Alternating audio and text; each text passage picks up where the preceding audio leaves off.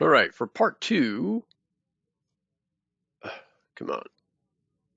We're going to work over here on the left surface, so we'll start a sketch over here.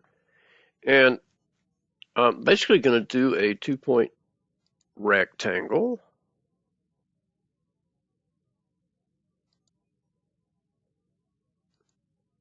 I'm going to come right there, and what we'll do is dimension it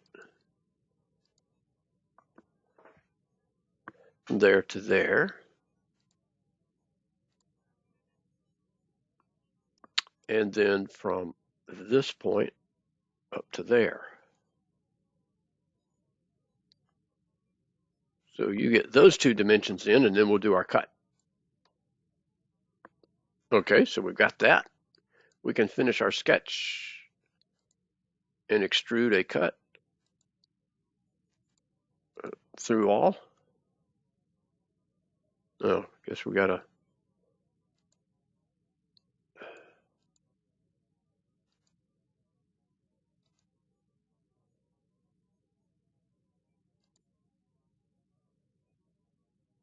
What's coming on here? Through all. There we go. That's what we're looking at. Okay. That's looking about right. So now then, let's put some holes in up here on our top surface. Oh, I thought I had saved this already. Guess I didn't. All right, so let's go with one of the threaded holes to start with. So we'll go threaded. They are a 5/8 by 11. 5/8 11 UNC2B. Okay. And so I know I've got one here. And that distance over is 0.5. And then, oh, okay. So then I have a distance from the back. Got to do a little math.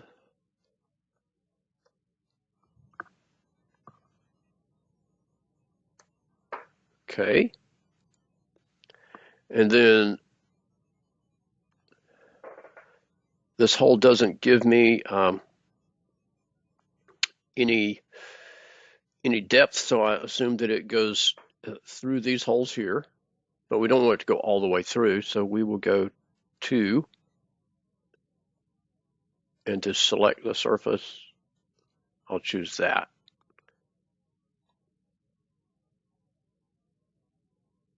And that looks good. Okay. And you'll do the same thing back over here. And now let's do a counter bore hole.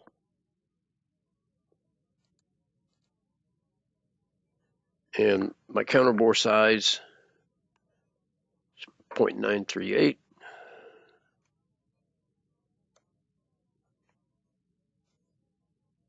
Counter bore depth.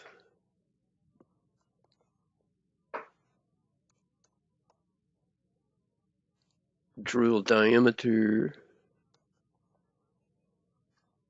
And it goes through all.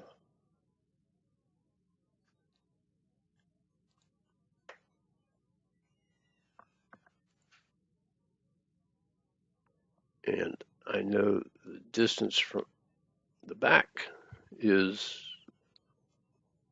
5/6. Distance from there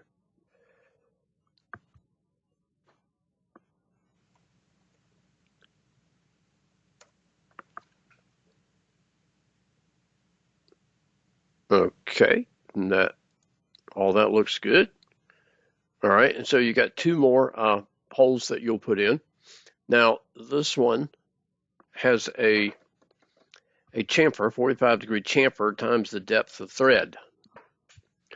And since we know it's a 5/8 by 11, so we'll go back in our textbook to the threads and fasteners chapter. And I am looking for that little cheat sheet chart on page 602 of the 15th edition. It tells me the depth of the thread.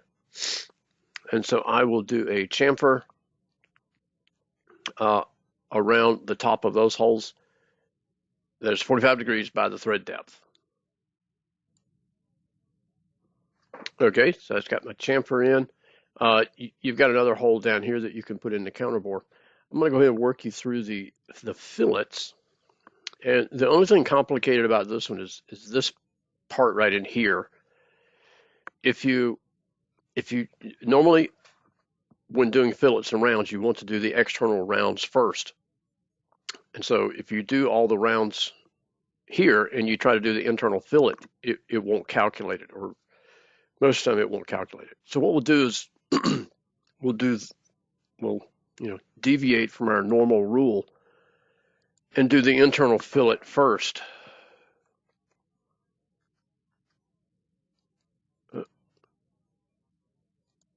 And then start working on the externals.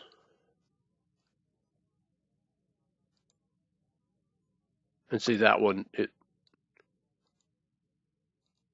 built at that time. Okay, so it likes that. And so now you'll go ahead and apply all the fillets, as you can see in the textbook, and then I'll come back in just a minute. Okay, so we got all the fillets in. We got our holes. We got the holes, the counterbores, the notch. Okay, so it's pretty simple. All right, so now let's set up our materials, and this is a cast iron part, right? Yeah, CI cast iron. And change that to, I don't know why Inventor defaults that way, but it does. So I'll change that. And in Blackboard, I'm telling you, let's see, finished surface to be chrome polished. So we'll choose the surfaces, and it'll be that top.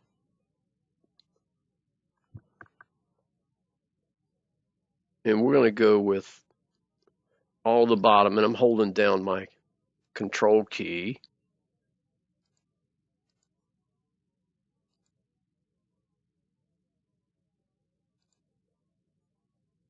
To pick these surfaces. And you can do them one at a time, that's fine.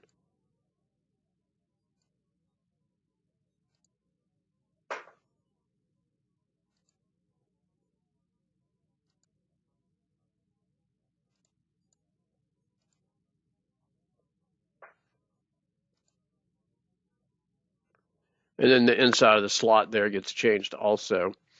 And now then the drilled holes, I like to do them as polished brush,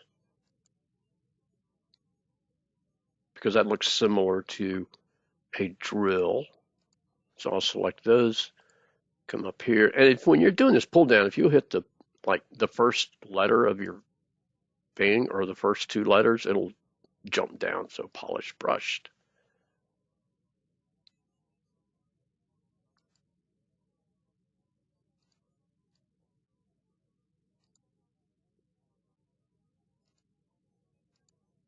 Oh yeah, and our chamfer, can I get the chamfer? Yeah.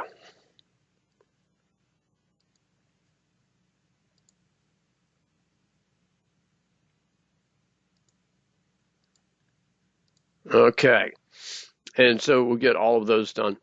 The drawing is not that difficult. I've given you an example in Blackboard of what it should look like.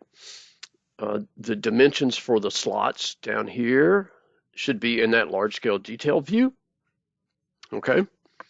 Don't forget to include your center lines everywhere they go. Whole notes, use the whole note tool to create your whole notes. It just makes it so much easier. And be sure to include your tolerances. And there's no finish marks or anything like that in this project. Now, one thing I will caution you about is when you're using the whole note to create These holes don't have a depth. They go all the way through. So if it doesn't say through, tell it through. We're not worried about if it goes all the way through how deep it is. So edit your hole note so that it says through for the depth. If you got questions, come by the lab and see me, okay?